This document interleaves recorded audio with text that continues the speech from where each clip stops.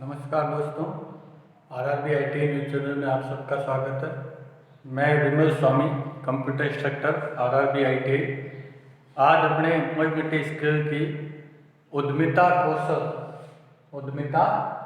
कौशल का ये पार्ट 3 करना है। ठीक है, अभी तक अपने एम्प्लॉयबिलिटी स्किल के अंदर chapter 1 communication skill, chapter 2 IT, chapter 3 productivity और चैप्टर 4 उद्यमिता कौशल। तो ये उद्यमिता कौशल का थर्ड पार्ट है। इससे पहले मैंने 2 पार्ट बना रखे हैं। ये सबसे इम्पोर्टेंट 4 पार्ट है आपके। वैसे इस पूरे के अंदर, इस पूरे चैप्टर के, इस पूरे कोर्स के अंदर अपने 8 चैप्टर हैं। उसमें से ये जो 4 चैप्टर है सबसे महत्वपूर्ण है। तो इनको मैंने इसलिए बड़ा करके आपको अच्छी तरीके से समझाने के लिए 3-4 वीडियो में इन चैप्टर को करवाया। ये भी एक इम्पोर्टेंट चैप्टर है। तो उद्यमिता कौशल के अंदर ये पार्ट 3 जो है उसमें अपने बैंकिंग सिस्टम, ठीक है, बैंकिंग सिस्टम, अकाउंट सिस्टम, इनके बारे में जो बेसिक है वो आपका इस चैप्टर के अंदर आया हुआ है। तो एक उद्यमी जो होता है वो आपके जिसमें उसकी विशेषताएं होती है, उन विशेषताओं के अंदर उसको बैंक सिस्टम का ज्ञान होना चाहिए। क्योंकि एक उद्यमी को क्या करना पड़ता है, व्यापार करने के लिए उसको पैसों का लेन देन करना पड़ता है। तो वहाँ पे उसको एक बैंक का जो टेक्निक है, बैंक के जो टर्म है उसको पता होने चाहिए। ठीक है, बैंकिंग सिस्टम के बारे में पता होना चाहिए। अकाउंट सिस्टम का थोड़ा बहुत नॉलेज है जो उसको पता होना चाहिए, ताकि वो अपने व्यापार को आसानी से बढ़ा सके और चला सके। तो अपना अकाउंट जो सिस्टम है उसके अंदर अपने पढ़ते हैं कि अकाउंटिंग जो है, वैसे अकाउंटिंग बहुत बड़ा सब्जेक्ट है, तो इसमें आपके इतना बड़ा पार्ट नहीं है। इसके अंदर आपका सिंपल जो बेसिक पार्ट है वो इसके अंदर दिया गया है। तो लेखांकन क्या होता है, अकाउंटिंग को हिंदी में कहते हैं लेखांकन। तो लेखांकन क्या होता है कि आप जो उद्यमी है या आप भी हो, तो आप अपने पैसों का हिसाब किस तरीके से रखते हैं उसे क्या कहते हैं, लेखांकन, यानी अंकन करना।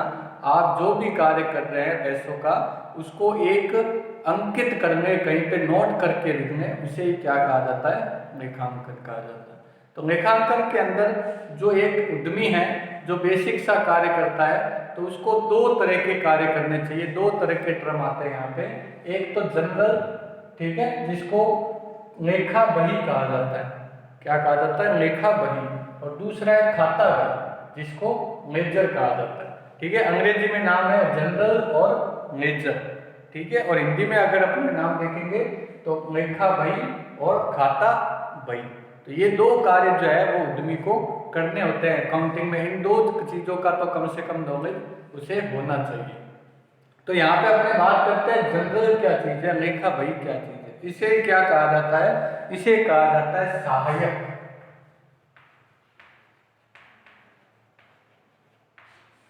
इसे अन्य नाम से जाना जाता है। ये सहायक का कार्य करती है। किसके, लेजर के सहायक का कार्य करती है जनरल। ठीक है, तो ये क्वेश्चन आपके सोल्व हो गया कि जनरल जो है वो लेजर का सहायक का कार्य करती है। तो सहायक का कार्य कैसे करती है, तो अकाउंट सिस्टम के अंदर, बेसिक अकाउंट सिस्टम के अंदर आप जो हैं, अब कोई भी कार्य कर रहे हैं, उद्यम के अंदर कोई भी कार्य कर रहे हैं, तो आपके पास पैसे आए हैं, चाहे आपने उसको किसी को पैसे दिए हैं, उनको एक बुक के अंदर तारीख अनुसार, दिनांक अनुसार, उनका विवरण अनुसार, तारीख, दिनांक, विवरण, ये सभी लिखे जाते हैं। आपने जो भी पैसे दिए हैं, चाहे आपके पास पैसे आए, उनका एक बुक के अंदर, जिस बुक के अंदर उसको लिखा जाता है, किसके अनुसार, तारीख के अनुसार लिखा जाता है, उसे क्या कहा जाता है, जनरल कहा जाता है। और अगर ऐसे अकाउंट की भाषा में कहें, हिंदी की भाषा में कहें, तो लेखा बही कहा जाता है। यानी अगर मई का है तो मई की 1 तारीख को आपने किसको पैसे दिए, किससे लिए, 2 तारीख को किससे दिए, किससे लिए, या 3 तारीख को आपने क्या सामान मंगाया या क्या आया। तो ये सब चीज़ें जो है वो क्या कहलाती है, आपकी तारीख अनुसार जो आप डेटा लिखते हैं एक किताब के अंदर या एक बुक के अंदर, उसे क्या कहा जाता है, जनरल कहा जाता है। ठीक है, जनरल बनाने के बाद आप दूसरा काम करते हैं कि उसका लेजर बनाएं। क्या बनाएं, लेजर बनाएं। लेजर जो है वो नाम के अनुसार या व्यक्ति के नाम के अनुसार जो है वो बनाया जाता है। नाम व्यक्ति के नाम के अनुसार बनाया जाता है। तो जैसे एक छोटा सा उद्योग है, तो वहाँ पे वो क्या है, तारीख अनुसार वो सारे जो अपने ट्रांजैक्शन है वो लिखता जाता है कि इतने रुपए इस दिन दिए, ये तारीख के अनुसार लिखता जाता है। तो वो क्या कहलाए आपका जनरल। फिर उसको आगे एक अलग अलग बुक के अंदर नाम के अनुसार बना दिया, या एक ही बुक के अंदर एक पन्ने पर एक व्यक्ति का नाम लिख दिया और उसको कितने पैसे दिए, कितने लिए, कितने पैसे दिए, कितने लिए, वो सारे उसके अंदर नोट, जो नोट कहाँ से मिलते हैं अपने को, जनरल से मिलते हैं, वहाँ पे अपने नोट करते गए। उससे क्या होगा, आपको प्रत्येक व्यक्तिगत या वस्तुगत जानकारी जो है आपको प्राप्त होती रहेगी।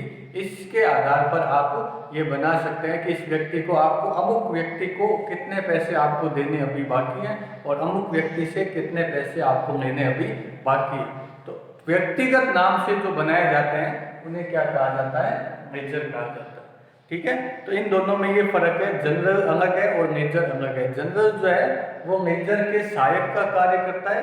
जनरल के अंदर तारीख अनुसार विवरण लिखा हुआ होता है और मेजर के अंदर नाम के अनुसार प्रत्येक व्यक्ति को जो देनदारी या लेनदारी है वो लिखा हुआ होता है।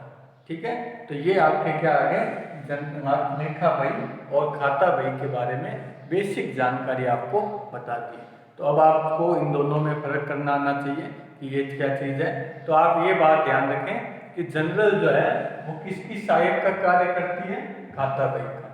ठीक है, खाता बही के अंदर आप आय और व्यय का भी खाता बनाते हैं। ठीक है, व्यक्तिगत के बाद आप क्या बनाते हैं, आय और व्यय खाता, लाभ और हानि खाता। ठीक है, व्यक्तिगत खाता बही के अंदर आप क्या बना सकते हैं, और क्या अकाउंट बना सकते हैं, लाभ हानि खाता, आय व्यय खाता। यानी आप मई का पूरा आपने लिख लिया। ठीक है, जनरल के अंदर आपने जनरल के अंदर मई का पूरा लिख रखा है तारीख के अनुसार। उस आधार पर आप क्या बना सकते हैं कि आपका इस महीने कितना व्यय हुआ और कितनी आपकी आय हुई, वो एक खाते के अंदर आप लिख सकते हैं, जिसे क्या कहेंगे, आय और व्यय का खाता। ठीक है, यहाँ पे खाते का मतलब ये नहीं है कि आपके बैंक के अकाउंट में कोई खाता, आपने एक बुक बनाई है, उस बुक के अंदर आप अपने अकाउंट से संबंधित कार्य कर रहे हैं और जहाँ पे आप आय और व्यय को लिखते हैं वो क्या कहलाता है, आय और व्यय का खाता। और लाभ और हानि, आपको कितना लाभ या हानि हुई वो किससे पता चलेगी, आपके आय और व्यय के खाते से पता चलेगी कि आपको पास कितना आया और उसके एवज में आपके पास से कितना गया। उसको आप जब माइनस कर दोगे तो आपको या तो लाभ होएगा या हानि होगी। तो आप मंथली वाइज या डे वाइज उसको लाभ और हानि खाते में भी उसको काउंट कर सकते हैं। समझ गए, तो ये बेसिक सा अकाउंट सिस्टम है। तो बड़ी अगर उद्योग हो तो उसमें बड़े अकाउंट्स बनाए जाते हैं, अलग अकाउंट बनाए जाते हैं, एक व्यक्ति को रखा जाता है जो कि ये कार्य करता है। यदि छोटे उद्यमी है तो वो ये खुद से ही ये कार्य कर सकते हैं। अकाउंट्स का थोड़ा बहुत नॉलेज उनको होना चाहिए। उन्हें हमेशा 2 बुक बनानी चाहिए, एक बुक जिसमें वह प्रतिदिन का हिसाब लिख सकते हैं, डेट वाइज उसका हिसाब लिखे, जिसमें चाहे पैसे लिए गए हो चाहे पैसे दिए गए हो, तो उसे क्या कहेंगे, जनरल। और जनरल के आधार पर वो व्यक्तिगत आय व्यय या लाभ हानि खाता जो है वो अलग तरीके से बना सकता है और अपने, अब देखो ये बहुत जरूरी कार्य है, ये बहुत जरूरी इसलिए कार्य है क्योंकि आप जो कार्य कर रहे हैं तो उसमें आपको लाभ होना चाहिए, हानि नहीं होनी चाहिए। तो वहाँ पे यदि आप लाभ और हानि खाता बना रहे हैं तो आपको एग्जैक्ट पता रहेगा कि मुझे इस महीने लाभ हो रहा है या हानि हो रही है। अगर हानि हो रही है तो आपको कुछ खर्चे जो है वो कम करने पड़ेंगे जिससे आपकी आय ज़्यादा रहे। तो यहाँ पे ये चीज़ें जो है वो एक उद्यमी के लिए आवश्यक हो जाती है कि वो खातों का निर्माण करें। ठीक है, आगे बढ़ते हैं, इसके अंदर और क्या चीज़ें आई हैं। और इसके अंदर एक एक्ट आया हुआ है,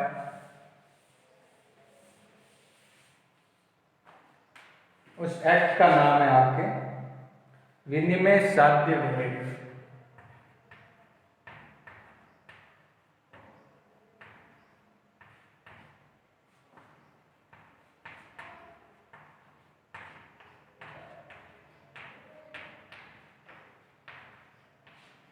विनिमय साध्य विधेयक, जिसके अंतर्गत अपने पढ़ेंगे एक तो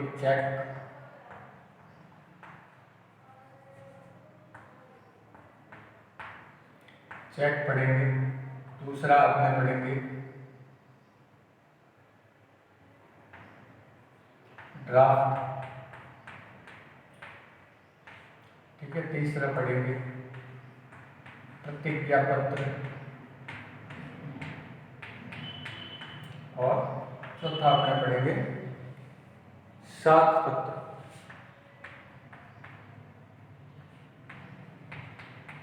जिसे इंग्लिश में कहा जाता है मैटर ऑफ क्रेडिट।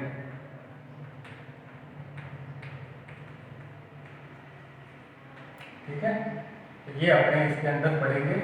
तो matter of credit, cheque, draft, प्रतिज्ञा पत्र और साख पत्र, मैटर ऑफ क्रेडिट। ठीक है, तो यहाँ पे ये विनिमय साक्ष्य विलेख क्या चीज है, ये 1981 के अंदर कुछ ऐसे लिखित दस्तावेजों को प्रस्तुत किया गया था जिन्हें अपने लेन देन के अंदर प्रस्तुत किया जा सकता है, जैसे कानूनी मान्यता प्रदान की जा सकती है।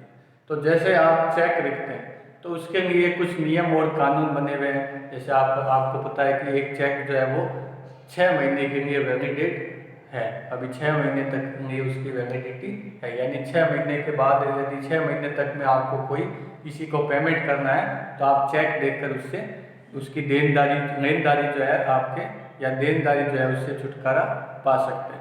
तो ये एक लिखित दस्तावेज की तरह कार्य करते हैं जिन्हें कानूनी आधार पर मान्यता प्राप्त है। तो वो कौन कौन से हैं? चेक तो आपने आम भाषा में सुना हुआ ही होगा, उसका कई जगह आपने इस्तेमाल किया भी होगा कि चेक क्या है, एक लिखित दस्तावेज है। चेक की अगर आप परिभाषा देंगे तो चेक एक लिखित दस्तावेज है जो किसी वाहक को, यहाँ पे वाहक कौन है, जिसको आप दे रहे हैं, किसी वाहक को आप पैसे बैंक से प्राप्त करने की अनुमति प्रदान करते हैं। यानी चेक एक ऐसा लिखित दस्तावेज है जिसे आप उसे दे रहे हैं, उसे ये अनुमति देते हैं कि आप इतने पैसे निकाल सकते हैं या प्राप्त कर सकते हैं। तो चेक भी जो है वो कई प्रकार के होते हैं, जैसे वाहक चेक, ठीक है, आदेशित और आपका तीसरा आता है क्रॉस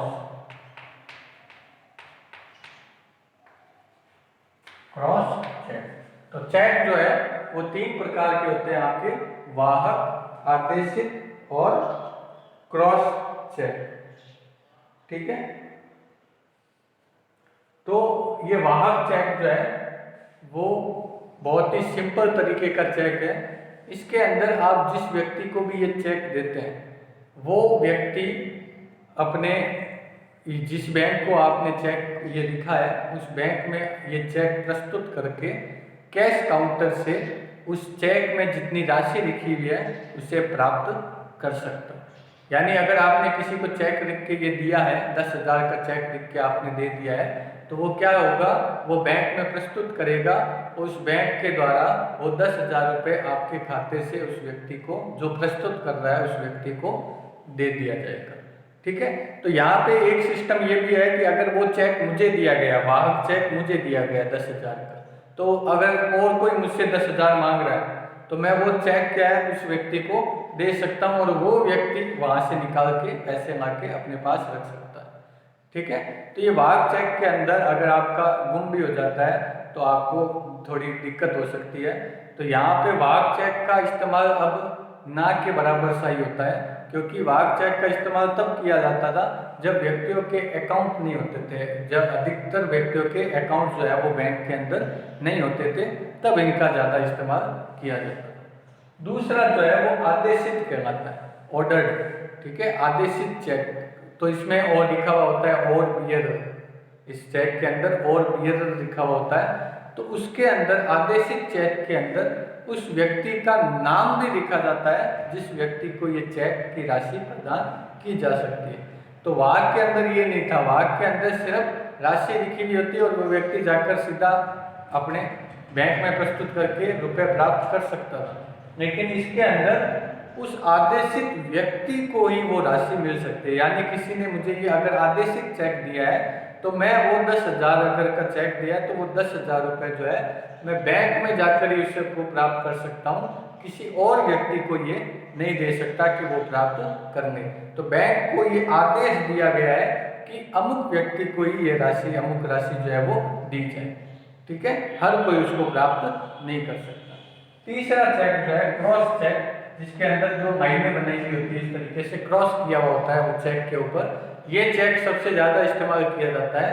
ये चेक आपको ये सुविधा देता है कि अगर वो व्यक्ति अगर मेरे को अब देखो अगर उसने मेरे को क्रॉस चेक दिया तो क्रॉस चेक अगर वो मुझे देगा तो मैं जिस बैंक के अंदर ये प्रस्तुत करूँगा वहाँ पे मेरा अकाउंट भी होना चाहिए। मुझे वो कैश के रूप में नहीं दिया जाएगा, चेक में जो राशि लिखी हुई है वो मुझे कैश के रूप में नहीं दी जाएगी, वो मुझे अकाउंट में ट्रांसफर करके दी जाएगी।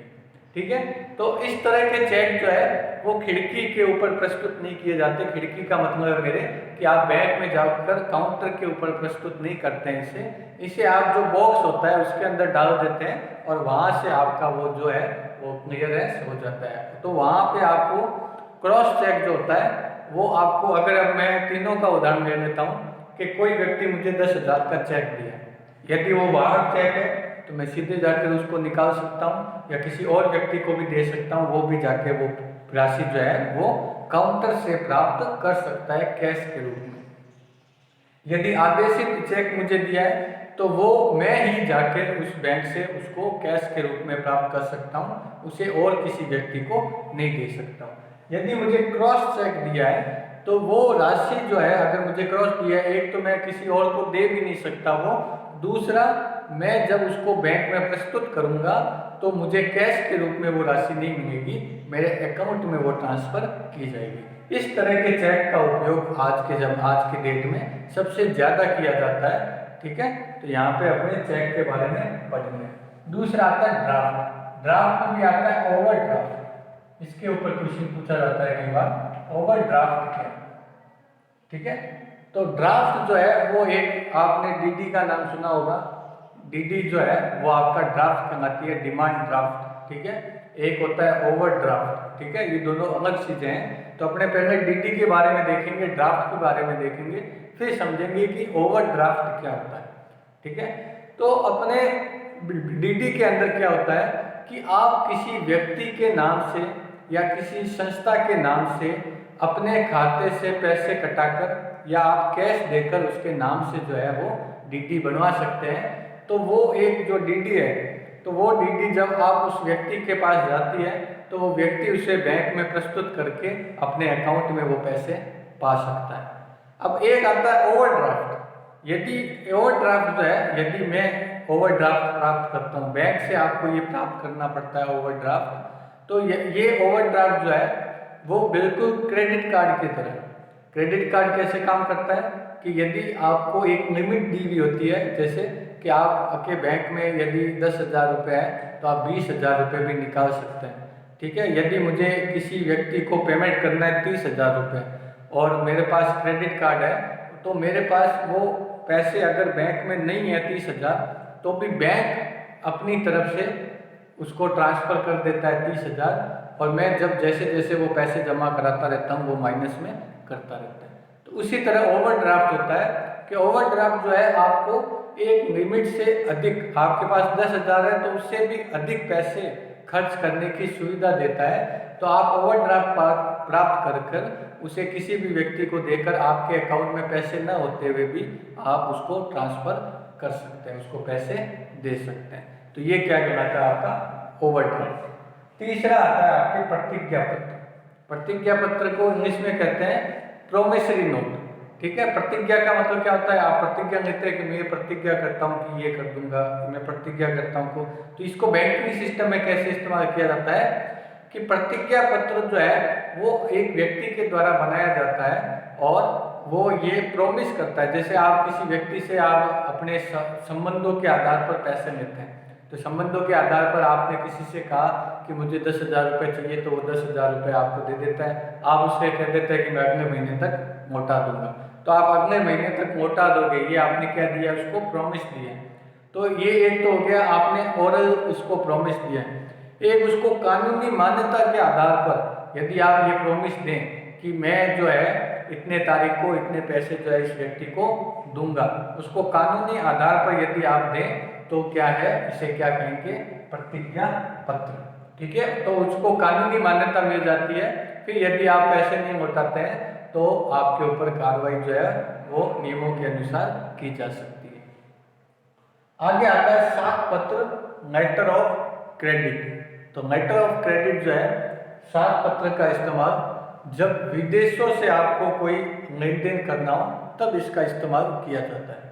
तो इसका मैं आपको अगर एक उदाहरण दूं कि आप यहाँ भारत में रहते हैं, ठीक है, और आपको अमेरिका में कोई आपका सप्लायर है जिससे आपको आपस में लेन देन का करना है। तो आपको कोई प्रोडक्ट, आप किसी का उद्यम का इस्तेमाल कर रहे हैं और आपको कोई प्रोडक्ट के लिए कुछ ही माल की आवश्यकता है, कच्चे माल की आवश्यकता है, जो जिसका सप्लायर जो है वो अमेरिका में बैठा है, यानी अमेरिका का कोई उद्योगपति है।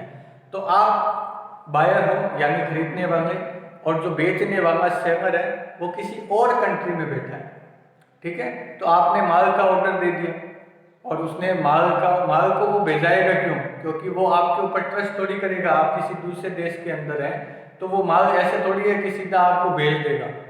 तो वो आपको क्या मांगेगा, और आपको भी विश्वास नहीं है कि मैं पहले पैसे दे दूं तो वो माल भेजेगा या नहीं भेजेगा, तो इसका भी आपको विश्वास नहीं है। तो वहां पे एक कॉन्सेप्ट आता है कि साख पत्र, लेटर ऑफ क्रेडिट, यानी एक थर्ड पार्टी को इसके अंदर डाला जाए जो कि होता है बैंक।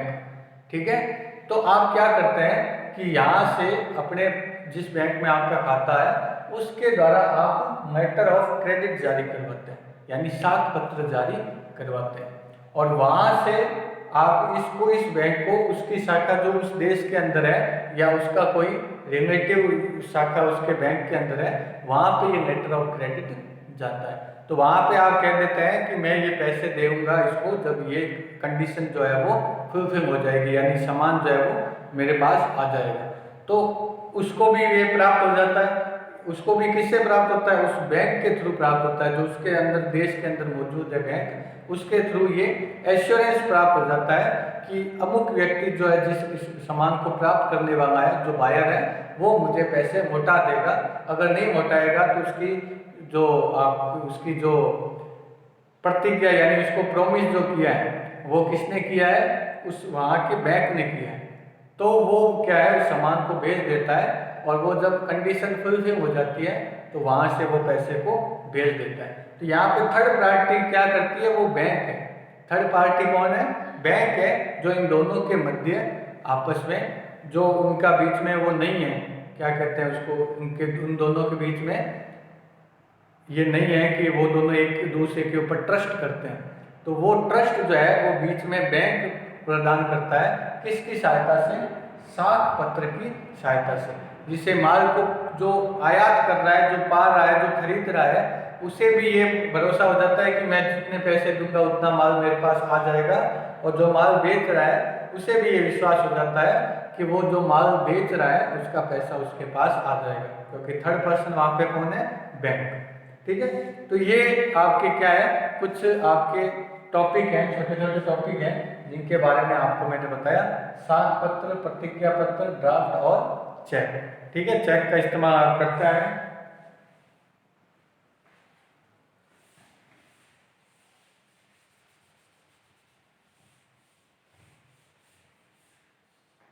यहाँ पे आगे पढ़ते हैं अपने कि बैंक का संचालन कैसे होता है। सिंपल सा टॉपिक है, बैंक संचालन और डेबिट अकाउंट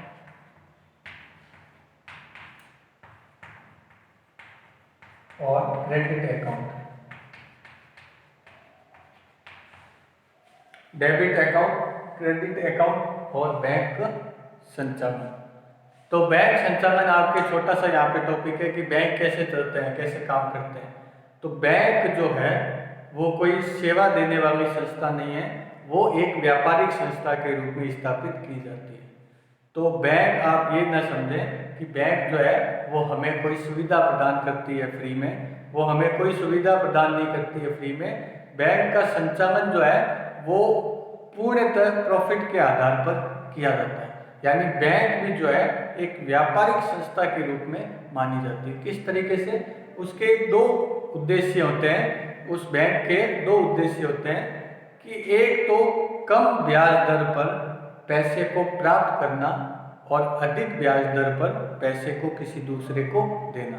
तो आप इसको सिंपल उदाहरण से समझ सकते हैं कि ए से किसी बैंक ने 100 रुपये प्राप्त किए और कहा कि महीने भर बाद में आपको 102 रुपये दूंगा, और बी को कोई पैसे चाहिए तो बी को उसने 100 रुपये दिए और कहा कि आप मुझे एक महीने बाद 103 रुपये देंगे। तो यहाँ पे 1 रुपये का फायदा जो है वो बैंक को प्राप्त हुआ, किसमें? लेन देन के अंदर। उसने उससे व्यक्ति से लिया 102 में और 103 में उसको दे दिया। जब उससे 103 रुपये आया तो 1 रुपये अपने पास रखा और 102 रुपये जो है वो उसको दे दिया। तो इस बैंक का सिंपल सा फंडा ये है कि व्यक्तियों से पैसे प्राप्त करना, जिनके पास पैसे हैं उनसे पैसे प्राप्त करना कम ब्याज दर पर, और व्यक्तियों को पैसे देना अधिक ब्याज दर पर। बैंक सिस्टम इसी तरह काम करता है। तो ये एक, इसीलिए इसको कहा जाता है, ये एक व्यापारिक संस्था के रूप में काम करती है, बिजनेस के रूप में काम करती है, जो पैसों का लेन देन करवाती है। तो ए और बी व्यक्ति एक साथ क्यों नहीं मिल सकते? वो इसलिए नहीं मिल सकते कि क्योंकि ए व्यक्ति बी व्यक्ति को नहीं पहचानता है, जबकि वो बैंक को पहचानता है। वो बैंक को अपनी जमा राशि को सुरक्षित मानता है। तो यहाँ पे बैंकिंग सिस्टम आपके संचालन जो है इसमें ये दो बातें आपकी याद करने लायक है। बाकी पूरा बैंकिंग सिस्टम जो है इसके अंदर आपके कोर्स के अंदर नहीं आता है। आगे आता है कि डेबिट अकाउंट क्या होता है और क्रेडिट अकाउंट क्या होता है। तो जैसे आपने जो अकाउंट के नाम तो सुने ही होंगे कि करंट अकाउंट है मेरा सेविंग अकाउंट है, इस तरीके से आपने नाम सुने होंगे। तो उसी तरीके से बैंकिंग सिस्टम में दो तरह के अकाउंट बनाए जा सकते हैं उद्योगपतियों के द्वारा। तो ये जो है आपको पहले तो वो समझा देते हैं, आप जिनका वर्ड का इस्तेमाल करते हैं कि करंट अकाउंट क्या है और सेविंग अकाउंट क्या है। जिस खाते के अंदर आप लेन देन के लिए बनाते हैं उसे क्या कहा जाता है? Current account. उसके अंदर ब्याज दर नहीं होती, आपको कोई भी पैसे के ऊपर ब्याज नहीं मिलता है या बहुत कम ब्याज मिलता है, क्योंकि उसमें पैसे जो है आपके क्रेडिट डेबिट होते रहते हैं, लेन देन उसके अंदर होता रहता है। जबकि सेविंग अकाउंट जो है उसके अंदर आप पैसे निकाल नहीं सकते हैं, उसके अंदर पैसे हमेशा जमा ही किए जाते हैं। एक सोसाइटी की तरह वो कार्य करते हैं जिसमें आप पैसे जमा कराते रहते हैं और कुछ समय बाद आप उनको एक साथ निकाल सकते हैं, उसमें आपको ब्याज दर ज़्यादा मिलती है। तो यहाँ पे एक आता है कि जो आपका करंट अकाउंट है, यानी जिसमें आप लेन देन करते रहते हैं, ये किसके द्वारा खोला जाता है? उद्योगपतियों के द्वारा खोला जाता है, जिनको पैसों का आदान प्रदान करना होता है। तो उद्योगपतियों के द्वारा जो करंट अकाउंट खोला जाता है उसके दो प्रकार होते हैं, एक होता है डेबिट अकाउंट और एक होता है क्रेडिट अकाउंट। ठीक है, उद्योगपतियों के द्वारा जो करंट अकाउंट खोला जाता है उसमें एक होता है डेबिट अकाउंट और एक होता है क्रेडिट अकाउंट। तो डेबिट अकाउंट के अंदर उद्योगपति को ये सुविधा यही रहता है कि उसने जितने पैसे जमा किए हुए हैं उतने ही पैसे का लेन देन वो कर सकता है। मान लो एक उद्योगपति के खाते में 1 लाख रुपए है, तो वो 1 लाख रुपए ही किसी व्यक्ति को अगर देना चाहे तो दे सकता है, ऐसे नहीं 1,10,000 दे दे, उसके अकाउंट में है ही नहीं। तो उद्योगपतियों को डेबिट अकाउंट सिंपल सा अकाउंट है, जैसा आपका अकाउंट है कि आपने 1000 रुपये जमा किए हुए तो एटीएम से जाकर 1000 रुपये ही प्राप्त कर सकते हैं। जबकि क्रेडिट अकाउंट जो है, जैसे मैंने आपको कहा क्रेडिट कार्ड भी होता है, क्रेडिट अकाउंट अगर है आपका तो क्रेडिट अकाउंट के अंदर उद्योगपति खोलता है अगर उसको, तो उसको क्या एक सुविधा मिलती है, एक लिमिट मिलती है कि अगर उसके 1 लाख रुपए जमा है तो 1,20,000 तक वो किसी को पेमेंट कर सकता है। बस वो रहेगा कि वो -20,000 है। जब भी वो उद्योगपति उसको वापस जमा कराएगा अपने पैसे अकाउंट में तो वो 20,000 रुपये में माइनस कर दिए जाएंगे। तो ये इस तरीके से बस ये है कि ये क्रेडिट अकाउंट जो है वो हर एक उद्योगपति का नहीं खोला जाता है या आपका भी नहीं खोला जाएगा। बस बैंक को ये पूर्णतः निश्चित हो कि ये व्यक्ति, उसकी साख क्या है, यानी उसकी क्या रेपुटेशन है, उसके क्या ट्रांजैक्शन रहते हैं, ठीक है। तो ये सब मिलाकर उसको एक रैंकिंग दी जाती है, जिसे अपने जैसे आप देखते भी हैं अपने टीवी के अंदर, इस तरीके के आप एडवर्टाइजमेंट भी देखते हैं कि अपनी क्रेडिट रैंकिंग जाने, आपकी क्या रैंक है क्रेडिट के अंदर, ठीक है। तो उसके अंदर आपको बताते हैं कि आप इतने पैसे हैं आपके अंदर, आपने इतने ट्रांजेक्शन किए हैं, आपके पास पैसे आते जाते रहते हैं, तो वो क्या करता है, आपको एक लिमिट दे देता है और आपको रैंकिंग दे देता है कि आप इतने तक की प्राप्त कर सकते हैं। बाकी ये पूरा प्योर प्रोसेस जो है वो बैंक के ऊपर डिपेंड करता है कि बैंक जो है वो आपके खाते की पूरी जानकारी प्राप्त करता है कि इसके अंदर कितने पैसे का आदान प्रदान हुआ है, केवाईसी पूरी करता है कि आप किस तरह के उपभोक्ता हैं उसके, ठीक है। ये सारे नॉर्म्स जब पूरे हो जाते हैं तब वो आपको क्रेडिट अकाउंट खोलने की सुविधा देता है। तो अभी आपने समझा कि करंट अकाउंट जो है वो दो टाइप का होता है, एक क्रेडिट और एक डेबिट। डेबिट सिंपल है, जितने पैसे आपके जमा उतने ही आप दोबारा दे सकते हैं, ठीक है। तो सिंपल सा कॉन्सेप्ट है, आपको पता चल गया होगा कि डेबिट और क्रेडिट अकाउंट क्या होते हैं।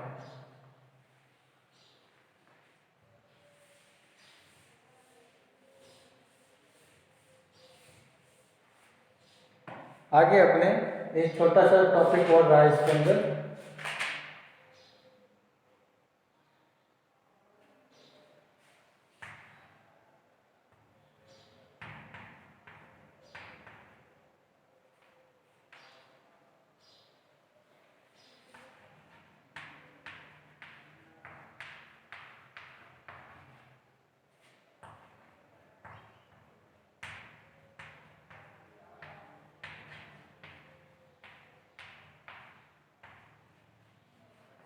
नेक्स्ट टॉपिक है आपका ग्लोबलाइजेशन या भूमंडलीकरण। इसको एक अन्य नाम से भी जाना जाता है वैश्वीकरण।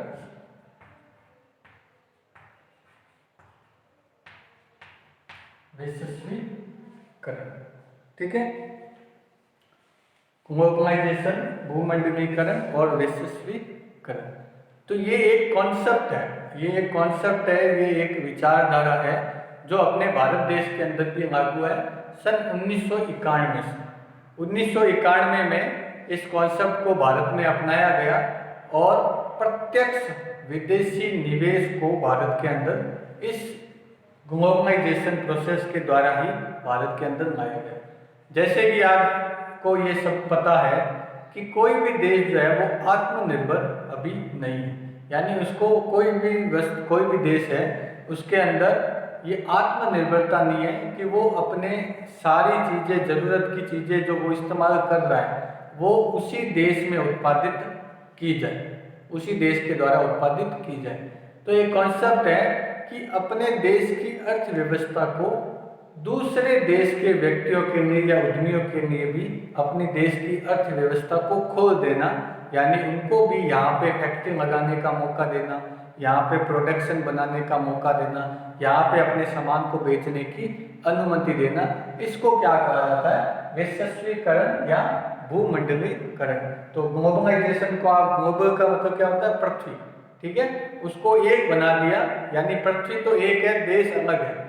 तो यहाँ पे देश जो है वो कोई भी आत्मनिर्भर नहीं है, तो वो क्या करते हैं, देश एक दूसरे देश से व्यापार करते हैं, ठीक है। ये तो हो गया इंटरनेशनल व्यापार, ठीक है। लेकिन आपके जैसे यहाँ पे एप्पल कंपनी जो है उसका आप प्रोडक्ट यूज कर पा रहे हैं, यहाँ पे एप्पल कंपनी का फ़ोन खरीद पा रहे हैं, यहाँ पे आप किसी और कंपनी का फ़ोन भी खरीद पा रहे हैं, और किसी चीज़ और किसी देश में बनी वस्तु का भी उपयोग कर पा रहे हैं। वो किस कारण से कर पा रहे हैं, भूमंडलीकरण, वैश्वीकरण के कारण कर पा रहे हैं। तो छोटा सा कॉन्सेप्ट है कि अपने देश की अर्थव्यवस्था को दूसरे देश के लिए खोल देना क्या कहलाता है, भूमंडलीकरण कहलाता है। तो इसके फायदे क्या हैं, इसके फायदे ये हैं कि ये उपभोक्ता ओरिएंटेड है, उपभोक्ता को और अधिक वस्तुओं के अंदर चयन करने का मौका मिलता है, उसको और अधिक वस्तुओं की वैरायटी मिलती है जिससे वो अपना प्राप्त कर सकता है कोई भी वस्तु जो उसके अनुरूप हो, सस्ती हो, सुंदर हो, सब कुछ हो उसके अंदर गुण, वो उसको प्राप्त कर सकता है। अगर ये ना हो तो आपको क्या है, हर एक वस्तु की लिमिटेड आपको चीज़ें मिलेगी और फिर आपको उन 2-3 चीज़ों में से ही आपको अधिक खर्च करके भी कम अच्छी गुणवत्ता वाली वस्तु प्राप्त करना नहीं पॉसिबल हो पाएगा अगर ग्लोबलाइजेशन, वैश्वीकरण ना किया गया हो। तो ये उपभोक्ता प्रेरित करता है, उपभोक्ताओं को अच्छी गुणवत्ता वाले प्रोडक्ट प्राप्त करने में सहायता देता है, तो ये एक इसका एडवांटेज हो गया। और क्या एडवांटेज अपने गिना सकते हैं कि कोई भी देश आत्मनिर्भर नहीं है, उसे किसी न किसी वस्तु में दूसरे देश पर निर्भरता रहती है। ये निर्भरता दूर कैसे हो सकती है आपके, ये निर्भरता कैसे इसको पाया जा सकता है, भूमंडलीकरण की सहायता से प्राप्त किया जा सकता है। और इसके फायदे देखें अपने तो प्रतिस्पर्धा क्षमता बनती है, प्रतिस्पर्धा की भावना जो है वो उत्पन्न होती है। तो एक ये भी इसका हो गया कि अब जब विदेशों से माल आते हैं तो उनकी क्वालिटी हो सकता है अच्छी हो, कम कीमत में हो, तो यहाँ के उद्योगपति भी क्या करते हैं, उनके अंदर प्रतिस्पर्धा की भावना उत्पन्न हो जाती है और वो भी क्या करने लगते हैं कि ऐसी ही गुणवत्ता वाली वस्तु आपको देने लगते हैं। इसका सारा फायदा किसको होगा, एक उपभोक्ता को ही होगा यदि प्रतिस्पर्धा का माहौल बना रहेगा। और यदि देखेंगे इसका सबसे बड़ा एडवांटेज तो ये समाजवाद का अंत करता है, समाजवाद का अंत।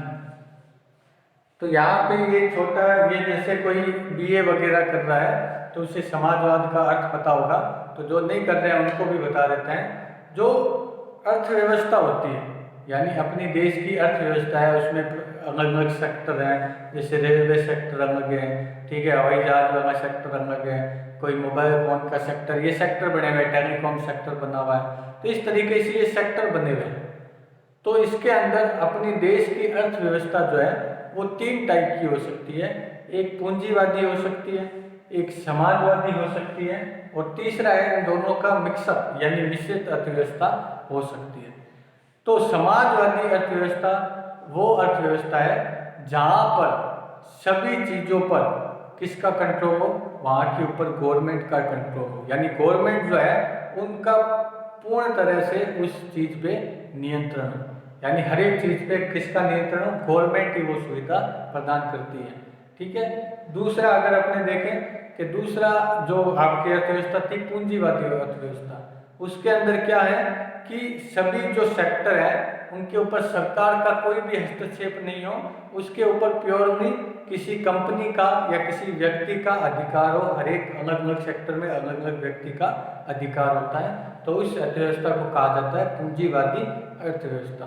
तीसरी अर्थव्यवस्था आती है मिश्रित, जिसमें कुछ चीज़ों पर सरकार का अधिकार हो और कुछ सेक्टर में सरकार का अधिपय हो, सरकार के द्वारा दिशा निर्देश अनुसार कार्य किया जाता हो, या सरकार ही वो सुविधा आपको प्रदान करती हो, सरकार ही उस प्रोडक्ट को बना सकती हो। दूसरे और कुछ एक सेक्टर होते हैं जिसमें उद्योगपतियों द्वारा या वहाँ के व्यक्तियों के द्वारा उन सेक्टर के अंदर, उन क्षेत्र के अंदर कार्य किया जा सकता है। तो अपने भारत की जो अर्थव्यवस्था है वो मिश्रित अर्थव्यवस्था है, इसके अंदर दोनों जो है वो प्राप्त होती है। तो दोनों चीज़ें आप, जिसमें प्राइवेट भी है और कुछ चीज़ें प्राइवेटीकरण किए हुए हैं और कुछ चीज़ें जो है वो गवर्नमेंट के अंडर में। जैसे आप किसी भी उद्योगपति की रेल चलते हुए नहीं देखते हैं, कोई भी व्यक्ति जो है, कोई भी उद्योगपति परमाणु बम बनाने नहीं चाह रहा है, परमाणु नहीं बना रहा है, तो ठीक है ना। तो ये चीज़ें जो है वो गवर्नमेंट के अंडर में, ठीक है। लेकिन अभी अपनी जो अर्थव्यवस्था है वो पूंजीवादी अर्थव्यवस्था की ओर जा रही है। पूंजीवादी अर्थव्यवस्था के अंदर क्या होता है, सारा नियंत्रण सरकार से हट जाता है और वहाँ के लोगों या वहाँ के उद्योगपतियों द्वारा सारा नियंत्रण जो है अर्थव्यवस्था पर कर लिया जाता है। तो ये एक अलग विषय हो सकता है कि कौन सी अर्थव्यवस्था अच्छी है, कौन सी अर्थव्यवस्था खराब है। हर एक के कुछ ना कुछ एडवांटेज है, कुछ ना कुछ डिसएडवांटेज है। तो अभी अपने जो टॉपिक पढ़ रहे हैं, भूमंडलीकरण क्या करता है, समाजवाद का अंत करता है, क्योंकि कोई दूसरे देश से व्यक्ति यहाँ आकर अपनी फैक्ट्री स्थापित कर सकता है, माल को उत्पादित कर सकता है, यहाँ अपने वहाँ जो माल बनाया हुआ है उसको यहाँ पे भेज सकता है। तो ये किसके कारण संभव हो पाया, भूमंडलीकरण, वैश्वीकरण के कारण संभव हो पाया। तो ये क्या करता है, सरकार के नियंत्रण को खत्म करता है और समाजवाद का अंत करता है, और किसको बढ़ावा देता है, पूंजीवाद को बढ़ावा देता है, ठीक है। ये आपका अलग मत हो सकता है कि पूंजीवाद अच्छा है या समाजवाद अच्छा है या मिश्रित अच्छा है। तो प्योरली अगर आप देखें तो पूंजीवादी अर्थव्यवस्था कहाँ है, तो ये अमेरिका के अंदर है। पूंजीवादी अर्थव्यवस्था अमेरिका के अंदर है। मिश्रित अर्थव्यवस्था का सबसे अच्छा उदाहरण है भारत। भारत के अंदर कैसी अर्थव्यवस्था है, मिश्रित अर्थव्यवस्था, ठीक है। और जो ये आपकी समाजवादी अर्थव्यवस्था जो है वो आपको प्योर नहीं तो आपको कहीं नहीं देखने को मिलेगी। हर जगह भूमंडलीकरण को अपना लिया गया है, यशस्वीकरण को अपना लिया गया है। तो ये ऐसी अर्थव्यवस्था आपको सोवियत संघ में 1950-45 से पहले ये अर्थव्यवस्था होती थी जिसपे सारी चीज़ों पर सरकार का नियंत्रण रहता था। तो ये अपने टॉपिक थे आज इस चैप्टर के अंदर। अपने थ्योरिकल नॉलेज था, थोड़ा आपको अच्छा लगा होगा, इसको पढ़ने में थोड़ा मज़ा आया होगा। तो मददगार ये मैं आशा करता हूँ कि आप इस वीडियो लेक्चर के अंदर अपनी अटेंडेंस लगाएंगे। कल आपके फर्स्ट ईयर का पेपर था जिसमें 22 से 23 बच्चों ने पेपर दिया था और मैंने आपको कहा था कि आपके नंबर अच्छे नहीं आए, उसका रीज़न बताएं। तो कुछ एक बच्चों ने ईमानदारी से अपना जवाब दिया कि वो पढ़े नहीं थे। तो ये ईमानदारी आपकी इस बार तो चल गई, लेकिन अगली बार नहीं चलेगी कि हम पढ़े नहीं। ये हर बार ये जवाब नहीं होना चाहिए कि हम पढ़े नहीं, ठीक है। क्योंकि आपका पेपर जो है वो जुलाई माह के अंदर होगा और आप ये भूल जाएं कि अब कोई क्लासें उस तरीके से नहीं पाएगी, क्योंकि अभी आपको पता है संक्रमण जो है वो लगातार फैल रहा है। तो आप ये दिमाग में नहीं आए कि अब कॉलेज कब खुलेगी तब देखेंगे, तब पेपर होगा तब देखेंगे, ठीक है ना। इस तरीके का एटीट्यूड जो है वो आपको अब छोड़ना पड़ेगा, क्योंकि अब ये निश्चित हो चुका है कि आपका पेपर जो है वो जुलाई माह के अंदर करवाया जाएगा और आपकी क्लास ऑफलाइन क्लास जैसे हमेशा लगती थी वैसा लग पाना बहुत ही मुश्किल है। उसके चांसेस जो हैं वो 0% चांसेस आज की डेट में बनते हैं। तो आप ऐसा ना समझें कि क्लास लगेगी तब देखेंगे। आप इन क्लासों का अध्ययन करें, निरंतर आप अध्ययन कर रहे हैं ऑनलाइन क्लासेस का, जो कर रहे हैं, जो नहीं कर रहे हैं वो भी करें। और अपने घर पे बैठ के आपके पास किताब कॉपियाँ हैं, अधिकतर सब्जेक्ट का कोर्स यहाँ पे आपको पूरा कराया गया है, उसको आप पढ़ें, उनको याद करें। मैंने आपको कहा था मैं गुरुवार को टेस्ट लूँगा, आज बुधवार है, गुरुवार को आपके थ्योरी का 5 नंबर, 6 नंबर और 7 नंबर लेसन जो है उसका आपका टेस्ट लिया जाएगा। तो अधिक से अधिक व्यक्ति जो है वो उसके अंदर हिस्सा लें और आपको टेस्ट के अंदर आपको मैंने चैप्टर बता दिए, उन चैप्टर की तैयारी करें। इस वीडियो लेक्चर के अंदर आप अपनी अटेंडेंस लगाएं। जय हिंद, नमस्कार।